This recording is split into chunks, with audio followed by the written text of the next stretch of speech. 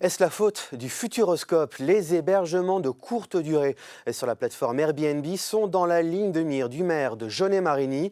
Depuis qu'il a consulté les données fiscales de sa commune, il n'en revient pas qu'il y en ait autant, au point que ses administrés aujourd'hui peinent à trouver des logements à l'année. Lucie Secconi, Marine Nadal. Il y a une vraie crise du logement sur la commune de Jaunet-Marigny. 300 logements en vacances sur le territoire communal recensés, donc c'est énorme. On imagine bien, vu le nombre de boîtes à clés qui sont sur la commune, que les Airbnb sont une conséquence de tout ça.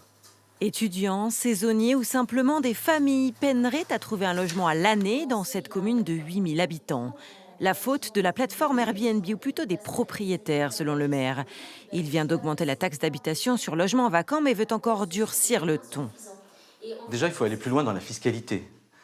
Donc interpeller les parlementaires pour que la fiscalité soit plus lourde, pour que les propriétaires soient moins enclins à faire du Airbnb. Et deux, envisager peut-être, comme ça s'est fait dans d'autres villes de France, des permis de louer. C'est-à-dire pour tout Airbnb loué, autorisé, nous autoriserions un autre logement loué à l'année, 1 pour 1. Je crois que c'est la seule solution de s'en sortir. Une compensation, comme cela se fait à Lille ou à Bayonne. Les logements Airbnb se multiplient depuis 3 ans devant le parc d'attractions du Futuroscope avec, pour preuve...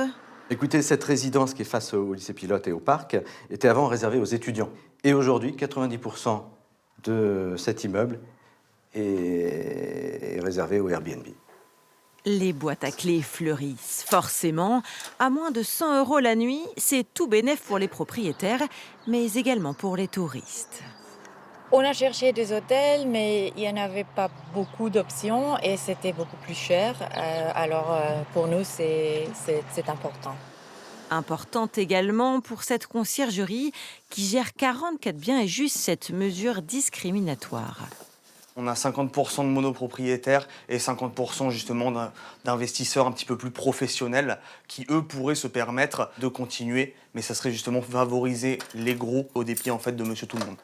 Cela créerait également une perte de son chiffre d'affaires. La décision sera prise avant l'été.